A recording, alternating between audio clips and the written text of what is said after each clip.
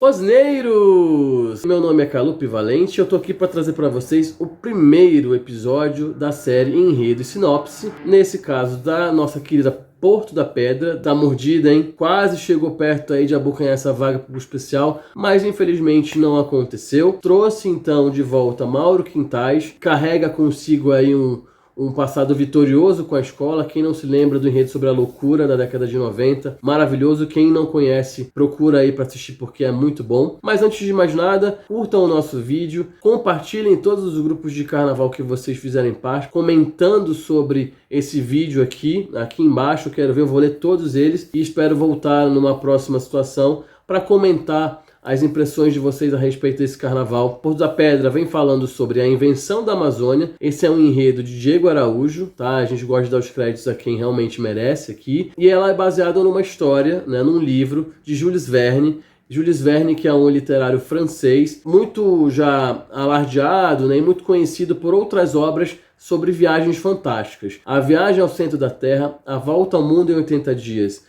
e 20 Mil Léguas Submarinas são todas obras dele, muitas delas famosas por terem virado filmes e tudo mais. E aqui a gente vai falar sobre A Jangada, 800 Léguas pelo Amazonas, tá? É uma obra menos conhecida, mas que narra a história de uma família que sai de Ictus, no Peru, a foz do rio Amazonas, até Belém para poder casar a filha. A obra se passa em 1852, então nós temos um Brasil aí, né, muito diferente do que nós temos hoje e do que era no início da exploração colonialista também, no século XV e século XVI. Já temos muita coisa transformada aqui no nosso país e também, obviamente, na região amazônica. E essa história, então, ela narra a criação, né, de uma grande navegação que levava consigo escravos negros e trabalhadores indígenas. Isso é um retrato do que era essa época, inclusive, mas ela não fala sobre a origem, a descoberta, né, da Amazônia, que todo mundo conhece, que todo mundo ouviu falar, de Francisco Orellana lá atrás. Mas ela é retratada através dessa linguagem porque Jules Verne nunca esteve no Brasil e muito menos na Amazônia. Então os relatos dele são baseados em todo aquele folclore, aquele misticismo que cerca, né, a região amazônica. Mas para não fazer um mau juízo da obra, o enredo da Porto da Pedra também se baseia numa outra obra brasileira, aí sim, amazônica, de Neide Gondim, professora da Universidade Federal do Amazonas, A Invenção da Amazônia, que dá título ao enredo, por sinal, que vem para desmistificar, para tirar o estigma do homem amazônica, que aí eu posso falar, eu faço parte. Para quem não sabe, eu sou manauara, eu sou filho da terra. Então eu fico muito feliz de poder contar um pouco desse enredo para vocês, porque ele permeia a minha infância e a minha criação como ser pensante. Muitas dessas lendas eu conheço muito profundamente, exatamente pelo fator de ser filho da terra, né? E a Amazônia sempre carregou um estigma de povo preguiçoso, de povo indolente. Os europeus, eles estigmatizam pela questão do calor, né? Que teoricamente impediria que esse povo de alguma forma pudesse evoluir, porque a gente tem que lembrar que eles já fizeram outras explorações, né, povos árabes, persas, chineses e indianos, e eles sempre se depararam com figuras, né, diferentes da figura europeia, aquele homem branco tradicional de olhos claros, e eles sempre demonizaram essas figuras pelas suas características culturais. E aqui acontece a mesma coisa. Então o enredo ele vai permear um pouco disso de forma muito superficial. É importante de se falar que a sinopse ela é muito simples, ela é muito direta, ela não se aprofunda em nenhum desses temas que a gente está contextualizando aqui para vocês. E ela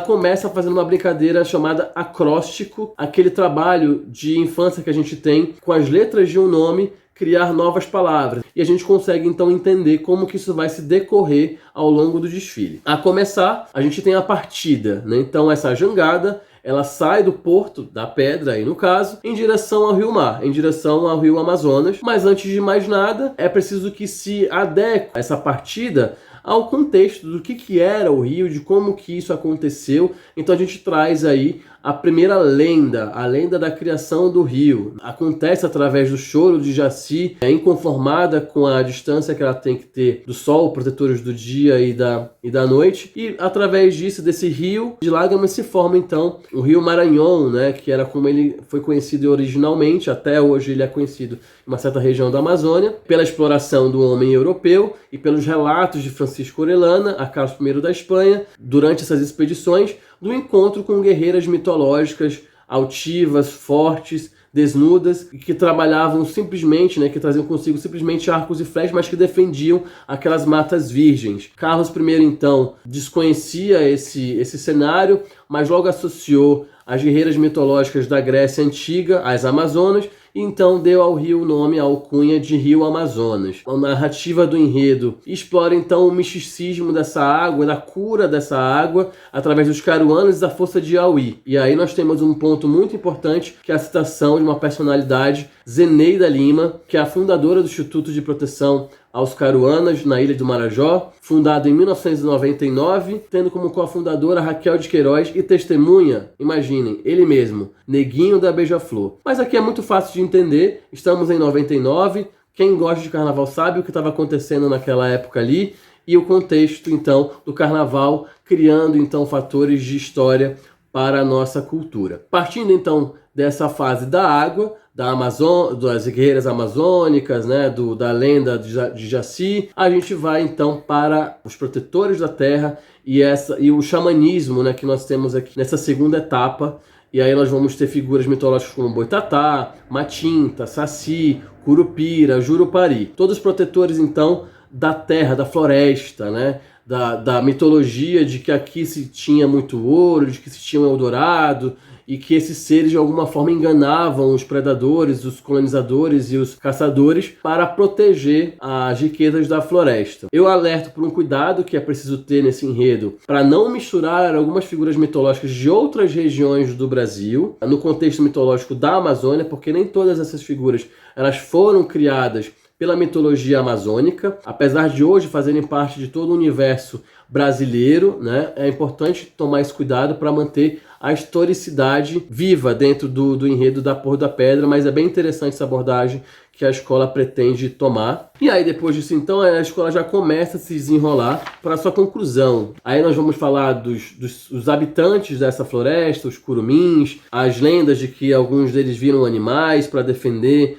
essa ancestralidade contra o povo europeu que aqui chega, os ensinamentos, né? A transformação desse universo como uma coisa única. E aí para isso nós temos jardins idílicos que se transformam em jardins suspensos, os girais, as marcas na pele dessa comunidade, né, que carrega a cada ano que passa e a cada conquista as marcas da ancestralidade e do poder que isso acontece, né, que isso traz dentro de cada uma dessas comunidades, e os rituais, obviamente, de cura, de corpo e todos os outros que são muito conhecidos pelas entidades indígenas, né? Então, nesse fim de jornada, já chegando em terra firme, aportando no cais, Jules Verne, então, se depara com Tonzinho Saunier, que é um poeta também conhecido na região amazônica, principalmente em Parintins, fez várias obras, e uma delas, A Arena dos Sonhos. E aí aqui a gente faz uma pausa, porque o texto ele cita uma coisa muito interessante, que faz a Arena de Sonhos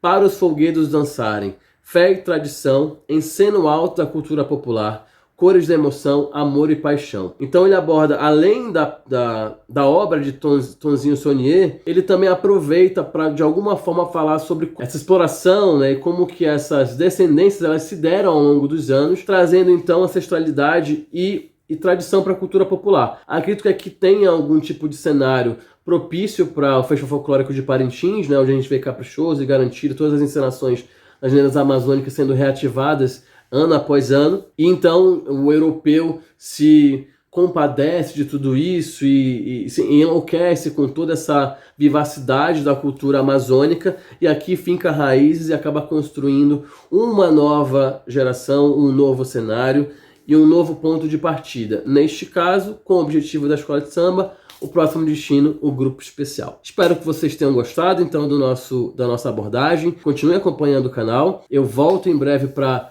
mais uma abordagem sobre um novo enredo. E fiquem com Deus e até a próxima.